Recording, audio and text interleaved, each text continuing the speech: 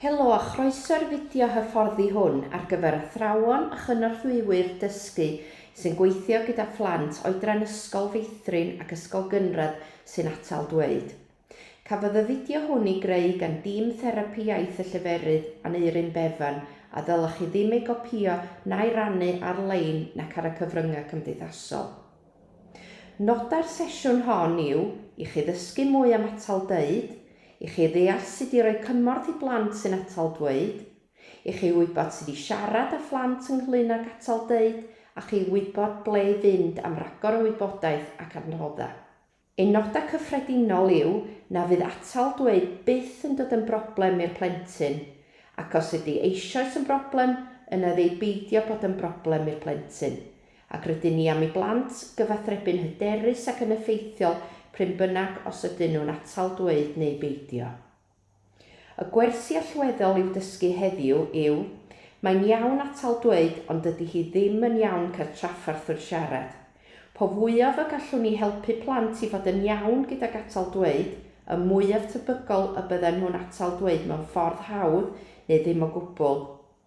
Ac mae atal dweud mewn ffordd hawdd fel hyn yn atal cyfathrebu gymaint yn llai nag atal dweud dan straen neu gyda thraffaeth mynd yn sownd fel hyn. Dydy rhieni nag athrawon ddim wedi achosi i blentyn atal dweud. Dydy hyn ddim oherwydd rhywbeth rydych chi wedi ei wneud neu rydych chi ddim yn ei wneud. Mae llawer o ffactorau sy'n dylanwadu ar atal dweud. Y newyddion da yw bod llawer o ffyrdd o helpu a gwneud hi'n haws i blant siarad. Mae arddull ddysgu'n gallu gwneud gwahaniaeth gwirioneddol i blentyn sy'n atal dweud.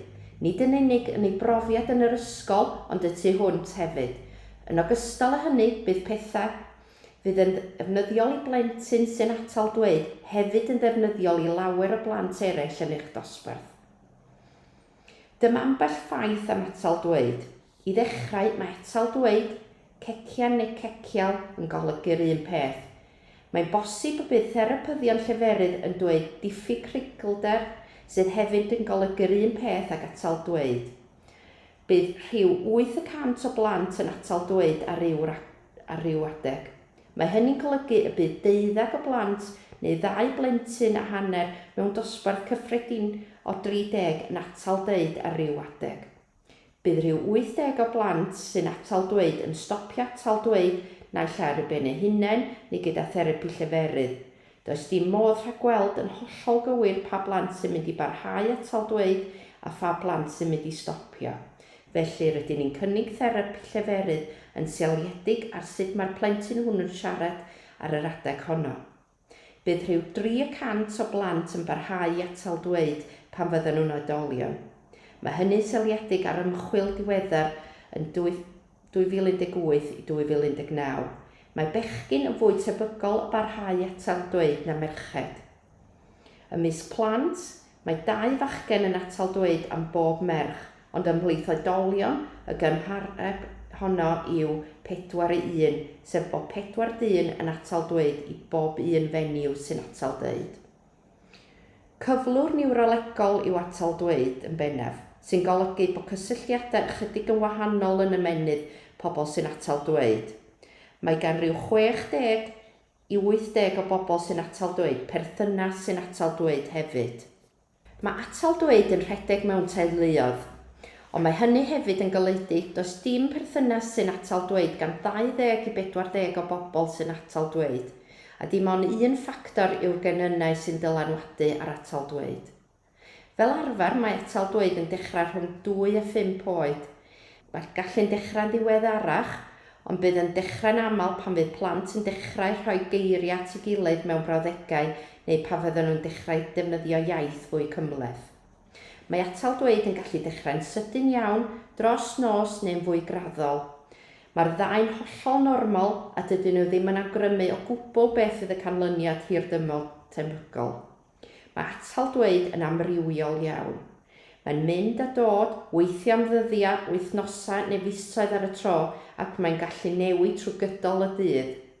Yn aml, mae'n dibynnu ar y sefyllfa yn enwedig ymhlith plant ifanc, ac mae pawb sy'n atal dweud yn gwneud hynny'n ei ffordd unigryw eu hunain. Mae'r effaith ar bob unigolyn ac ar bob teulu'n amrywio'n aruthrol hefyd. Beth yw atal dweud? Cyflwr niwrolegol neu gyflwr ar yr ymennydd yw atal dweud, sy'n ei gwneud siarad yn anodd yn gorfforol. Bydd rhywun sy'n atal dweud yn ailadrodd, felly ailadrodd, neu ymestyn, neu'n mynd yn sôn ar syna neu eiriau. Mae'n bosib hefyd y bydd tensiwn amlwg wrth i'r person ymdrechu ddweud y geiriau. Gallai tensiwn amlwg fod yng nghyhyra'r gwyneb, y gwddw neu'r corff cyfan. Bydd rhai pobl sy'n atal dweud hefyd yn gwneud rhagor y symudiadau corfforol wrth geisio cael ei geiriau allan, fel methu ac aros yn llonydd, amrantu, symud y pen, y corff, y breichiau neu'r coesau, ac efallai bydd pobl sy'n atal dweud yn edrych i gyfeiriad arall wrth iddyn nhw ganolbwyntio ar gael y geiriau allan. Mae'n bosib bydd rhai plant neu bobl sy'n atal dweud yn ei chael ein anodd anadlu. Efallai bydden nhw'n llyncu'n ddwfn cyn siarad neu'n siarad nes iddyn nhw rhedeg allan o stem. Mae'n bosib y bydd plentyn yn cymryd gormod anadl cyn siarad ar ôl rhywun ddweud wrtho am gymryd anadl ddofn. Dyna arwyddion allanol atal dweud, ond mae effeithiau seicolegol atal dweud yn gallu bod yn llai amlwg. Byddwn nhw'n siarad amdanyn nhw nesaf. Dydy atal dweud ddim yn ymwneud yn unig â chael y geiriau allan. Mae'n gallu effeithio ar les y plentyn, ei hyder a hyd yn oed ei ddewisiadau galwedigaethol ac academaidd. Mae'n bosib y bydd y plentyn dechrau penderfynu pa bynciau mae'n ei mwynhau yn yr ysgol ar sail faint mae angen iddo siarad eu peidio yn y pwnc hwnnw. Efallai bydd yn dechrau ystyried beth fydd am wneud pa fydd yn hun o ran swydd a bydd faint mae angen iddo siarad neu beidio mewn gwahanol swyddi yn dylanwadu ar hynny. O ran effaith seicolegol, mae plentyn sy'n atal dweud yn gallu bod yn bryderus, yn ofidus neu'n amharod i siarad. Mae'n bosib bydd yn ceisio cuddio atal dweud trwy newid geiriau, trwy ddweud llai neu osgoi siarad yn gyfan gwbl mewn rhai sefyllfaoedd. Enghraifft, mae'n bosib na fydd am siarad o flaen grŵp. Efallai bydd yn teimlo cwylydd, euogrwydd, dicder, gorbryder, embaras, gwarth, tristwch, rhwystredigaeth neu ddiomadferth, ac yn aml bydd yn dechrau cael teimladau negyddol hynny pan fydd pobl eraill yn ymateb yn negyddol i'w atal dweud. Dyma enghreifftiau bethau sy'n effeithio ar atal dweud. Yn aml, fydd plant sy'n atal dweud yn gwneud hynny fwy pan fydden nhw wedi blino. Mae hwnnw'n ffactor corfforol sy'n effeithio ar rigolder neu atal dweud. Mae ffactorau emosiynol hefyd, enghraifft os bydden nhw'n llawn cyffro neu ofid, mae'n bosib y bydden nhw'n atal dweud yn fwy. Mae ffactorau cymdeithasol, enghraifft os bydden nhw'n cystadlu am sylw neu'n torri ar draws, yn aml bydd hynny'n golygu eu bod yn atal dweud mwy. Mae'r ffactorau ieithyddol hefyd fel ateb cwestiynau. Mae cwestiynau'n gallu bod yn eithaf cymhleth yn ieithyddol ac maen nhw'n gwneud i blant atal dweud yn fwy. Pan fydd plant yn defnyddio iaith mwy cymhleth, bydden nhw'n aml yn fwy tebygol o atal dweud, ac yn yr un modd pan fydden nhw'n defnyddio geirfa neu strwythurau brawddeg newydd. Mae pwysau amser hefyd, felly mae rhithro'n golygu bydd llawer o blant yn atal dweud yn fwy. Mae plant yn tueddu atal dweud yn llai pan fydden nhw'n cael digon o orffwys, pan fydden nhw'n dawel i meddwl ac yn hyderus. Mewn sefyllfaoedd 1 wrth 1, pan fydden nhw yn ymateb i sylw yn hytrach na chwestiwn, pan fydden nhw'n defnyddio iaith symlach a pan fydden nhw'n cymryd amser wrth siarad. Mae hyn yn dechrau rhoi syniad i ni o ran sut y gallwn ni helpu plant gyda'i siarad. Dyma enghreifftiau o feddyliau a phryderon posib plant ynglŷn ag atal dweud. Mae'n bosib y bydd plant sy'n atal dweud yn poeni am beth bydd eraill y feddwl ohonyn nhw. Efallai bydden nhw'n poeni bod pobl yn meddwl bod nhw'n rhyfedd neu'n dwp neu fod rhywbeth o'i le arnyn nhw. Efallai y bydden nhw'n poeni am y ffordd y bydd pobl yn ymateb, y bydd pobl yn ei hanwybyddu neu'n cerdded i ffwrdd, neu y bydd pobl yn chwerthin am eu pen neu'n siarad amdanyn nhw tu ôl i'w cefn. Neu na fydden nhw'n siarad â nhw neu bod yn ffrindiau gyda nhw o gwbl. Mae'n bosib y bydd plant sy'n atal dweud yn meddwl nad ydyn nhw'n dda am siarad. Efallai bydden nhw hyd yn oed yn meddwl mai nhw sydd ar fai am atal dweud.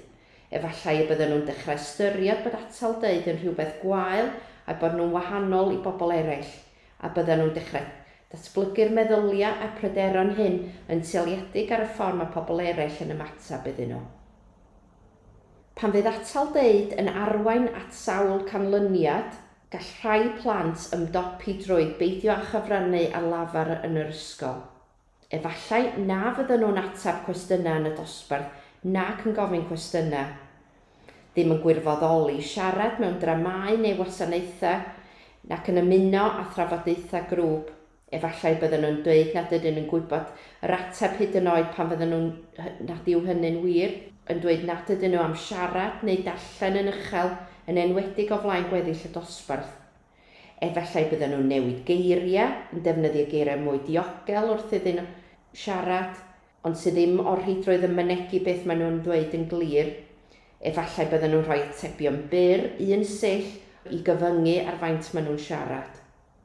Dyma gwbl rhagor o ffyrdd y gallai plant ymdopi ag atal dweud. Efallai bydden nhw'n penderfynu peidio ac ymuno â gweithgareddau sy'n cynnwys siarad. Gallai'r rheini fod yn bethau bydden nhw'n ei mwynhau fel arall. Mae'n bosib bod atal dweud yn dylanwadu ar y penderfyniadau bywyd ac mae hyd yn oed plant ifanc yn ystyried beth maen nhw'n ei wneud pan fydden nhw'n hŷn, ac efallai bydden nhw'n dechrau ystyried dewis pynciau neu yrfaedd fydd yn cynnwys llai o siarad. Mewn rhai sefyllfaoedd mae ymddygiadau allai ymddangos yn ddrwg yn gallu bod yn strategaethau ymdopi mwyn rheoli atal dweud, enghraifft osgoi cyswllt llygad neu siarad neu ddweud ychydig iawn. Mae'n bosib i mi gwneud hynny i geisio atal dweud. Wrth gwrs mae pawb yn wahanol. Mae rhai plant yn hyderus, dydyn nhw ddim yn poeni am atal dweud, dydy atal dweud ddim yn ei rhwystro ac maen nhw'n bwrw ati. Mae plant eraill yn pryderu ynghylch siarad ac mae hynny'n gallu bod yn orbryder sylweddol. Bydd rhai plant yn gwerthfawrogi eich bod i'n gwneud addasiadau a fydd eraill ddim am ei cael eu trin yn wahanol o gwbl. Mae angen ymdrin â phob plentyn yn unigol a'r ffordd orau o wneud hynny yw siarad â'r plentyn ei hun. Beth i'w wneud os ydy plentyn yn eich dosbarth yn atal dweud? Y peth cyntaf i'w wneud yw ystyried effaith hyn ar y plentyn a pha mor ymwybodol mae'r plentyn o hyn. Ydy hyn yn poeni'r plentyn a'i peidio? Mae'n bosib y byddwch chi am siarad ar rhieni'r plentyn. Ydyn nhw wedi sylwi'r hyn? Ydyn nhw'n pryderu am hyn? Efallai byddwch chi am siarad ar plentyn ei hun yn enwedig os ydych chi'n amo i fod yn ymwybodol o'r atal dweud. Dylech chi geisio siarad ar plentyn mewn ffordd sensitif ac agored, a gofyn beth allwch chi wneud i helpu siarad. Yn rhy aml mae atal dweud yw'r eliffant yn yr ystafell, a gallai blant dyfu fyny i gredu rhywbeth o'i le arnyn nhw a teimlo cwylydd gan ei bod yn atal dweud a does dim modd hyd yn oed siarad amdano fo.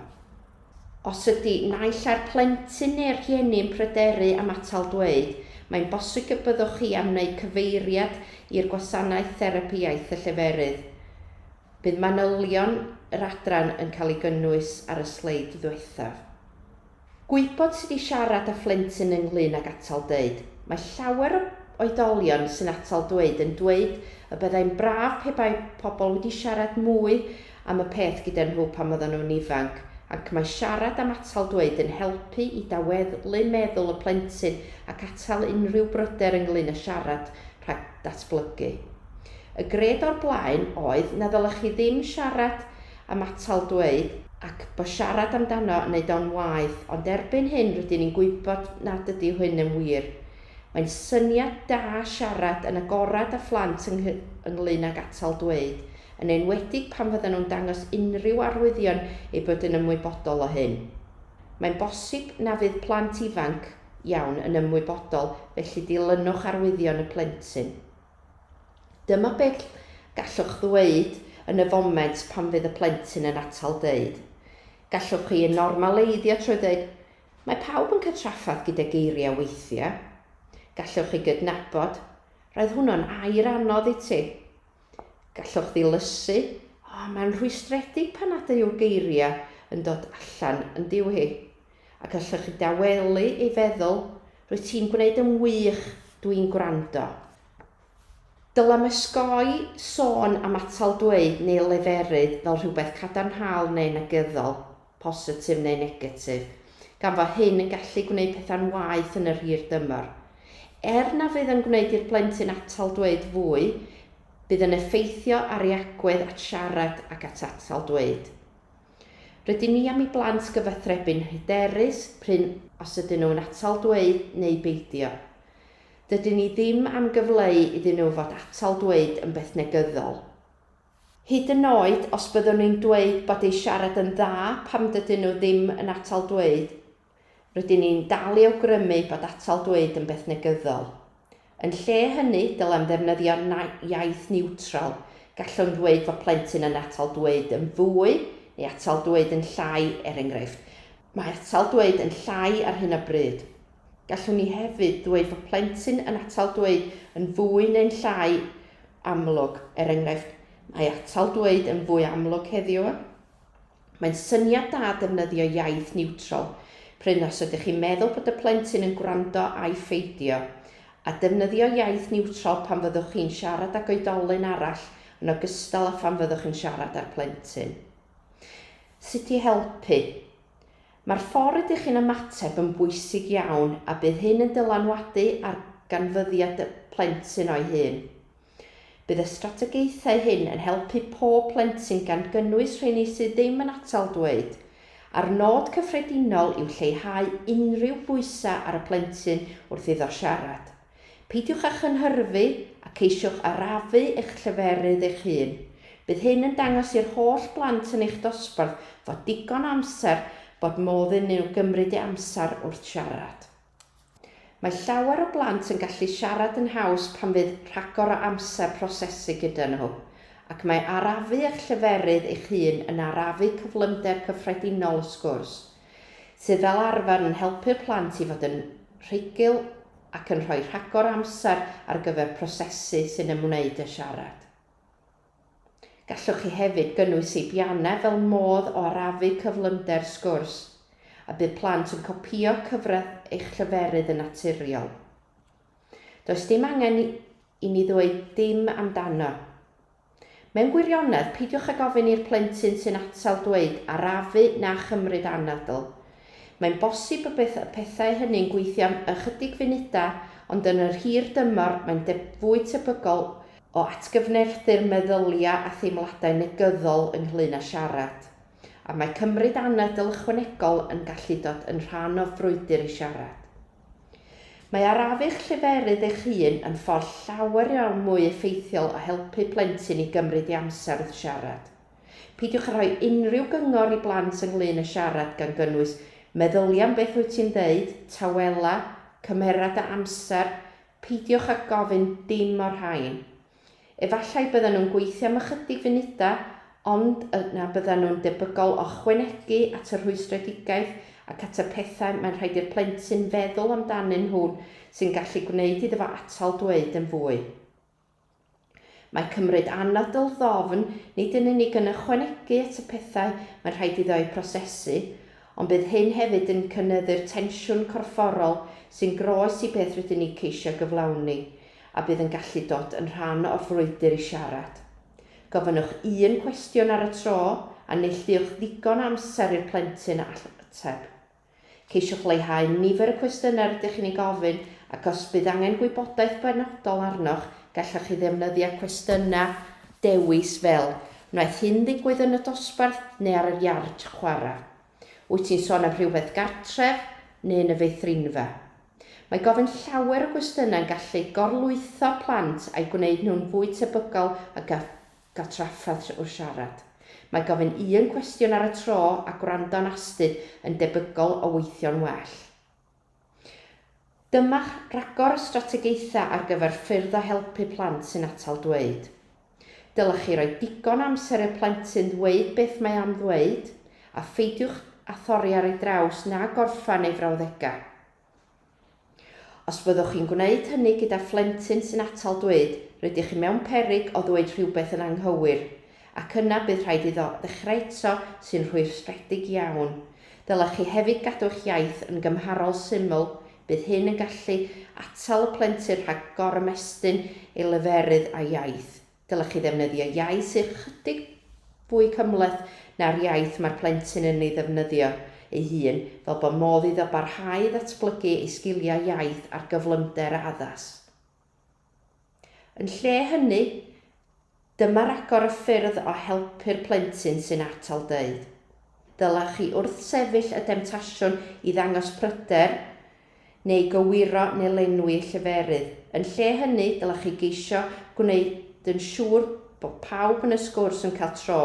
Dylai bob plentyn gan gymrwys yr rheini sy'n atal dweud allu cymryd ei tro mewn sgwrs.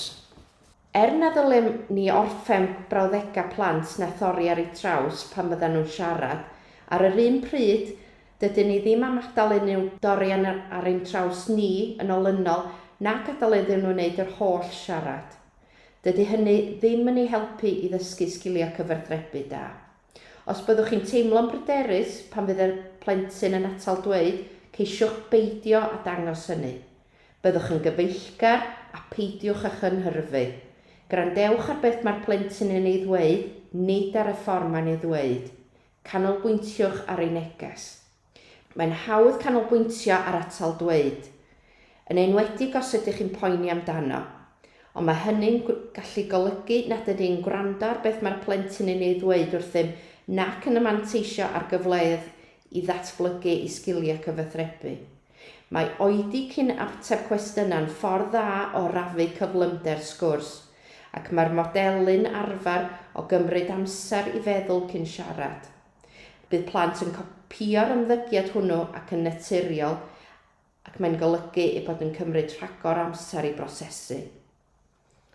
Mae cadw cyswllt llygad naturiol yn rhoi gwybod i'r plentyn eich bod chi'n dal i wrando ac mae'n annog i barhau i siarad. Dyma ffyrdd o helpu plant sy'n atal dweud yn y dosbarth. Mae ateb y gofrestr yn gallu bod yn anodd iawn i blant sy'n atal dweud. Ystyriwch ffyrdd eraill o ymateb i'r gofrestr a mae pawb yn ei gallu ddefnyddio.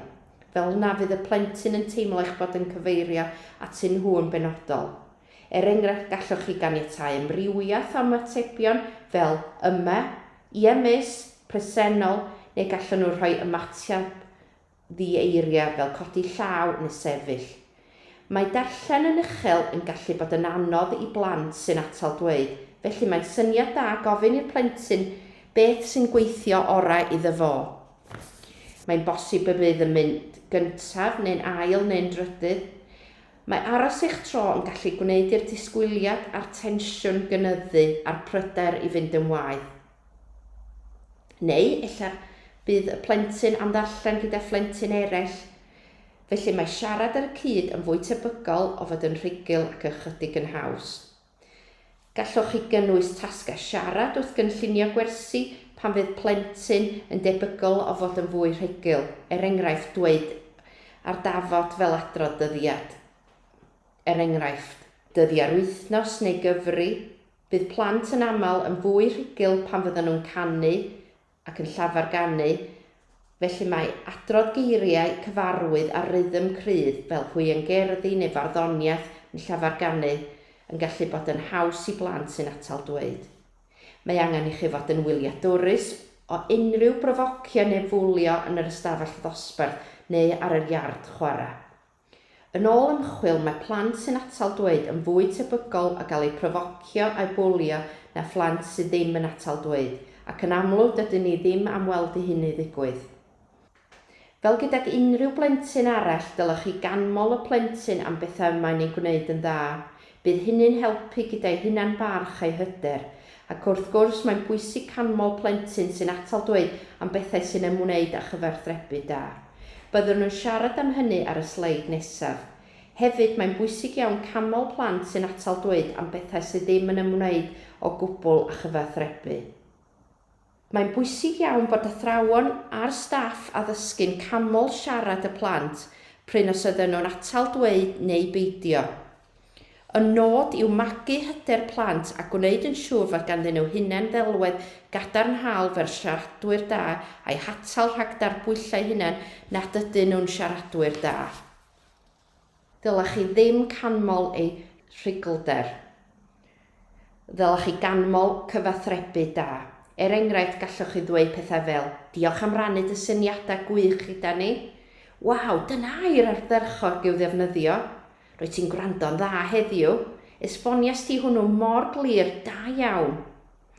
Dyma'r agor o wybodaeth ac adnoddau. Mae 3 gwefan gyda ni ac mae'r tudalennau i athrawon ar bob un ohonyn nhw. Mae Action for Stammering Children, the Michael Palin Centre for Stammering a Stammer. Rwy'n argymell yn fawr eich bod yn gwylio'r fideo hwn gan The Michael Palin Centre for Stammering. Dyma blant a pobl ifanc yn dweud beth maen nhw am eu staff addysg i wybod am atal dweud. Enw'r fideo yw Wait, I'm not finished yet. Mae fersiwn 12 munud ac mae fersiwn 20 munud o hyd. Mae'n cynnwys plant o wahanol oedronnau yn rhannu i profiadau o atal dweud ac yn egluro sut mae staff addysgu'n gallu helpu. Mae'r fideo i weld naill ar wefan The Michael Palin Centre for Stammering neu ar YouTube hefyd. Rwy'n argymell yn fawr eich bod yn gwylio'r fideo hwnnw. Dyma ambell fideo allai fod yn ddefnyddiol i chi. Mae 7 top tips for talking with a child who stutters, sy'n para 15 munud o hyd. Mae hwn gan y Stuttering Foundation ac mae therapyddion o The Michael Palin Centre yna'n sôn am sut i helpu plant sy'n atal dweud. Mae rhestr o'r fideos ar stammer.org gan gynnwys Has your preschool child started stammering? Should I be worried my preschool child is stammering? Is it my fault my child started stammering? A how to help part 1 to 5. Bod nhw'n addas i rieni plant oedran cyn ysgol, mae'n bendant yn berthnasol iawn i athrawon plant oedd meithrin a dosbarth derbyn. Maen nhw i gyd yn fideos eitha byr, cyfanswm ei hyd yw 30 munud. Yna mae fideo gan Steph Burgess ynglyn â'r ffordd mae atal dweud yn berthnasol i ddatblygiad iaith a lleferydd. Mae hwnnw'n para rhyw 20 munud. Mae'n sôn am y gadwyn gyfathrebu a'r ffordd mae'n ymwneud ac atal dweud ymysg plant ifanc. Hefyd mae rhestr o fideos gan Wasanaeth Therapi Lleferydd South Tees NHS. Enw'r rhestr yw Fluency Stammering. Mae 2 fideo arbennig o berthnasol yna i athrawon. Mae un yn cynnig cyngor ymarferol i helpu plant sy'n atal dweud, sy'n para 17 munud, ac mae un ynglyn â mae rhai plant yn atal dweud 8 munud.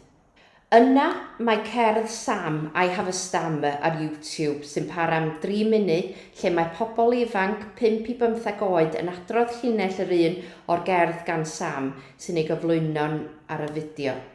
Mae'r elusen Stammer yn cefnogi hyn. Dyna ddiwedd y sesiwn wybodaeth hon. Gobeithiwch bod wedi cael budd ohoni. Os ydy unrhyw gwestiynau gyda chi, gallwch chi naill ai gysylltu gyda'r therapyddion iaith y lleferydd lleol neu gysylltu ar yr e-bost neu'r rhif ffôn canlynol. Diolch.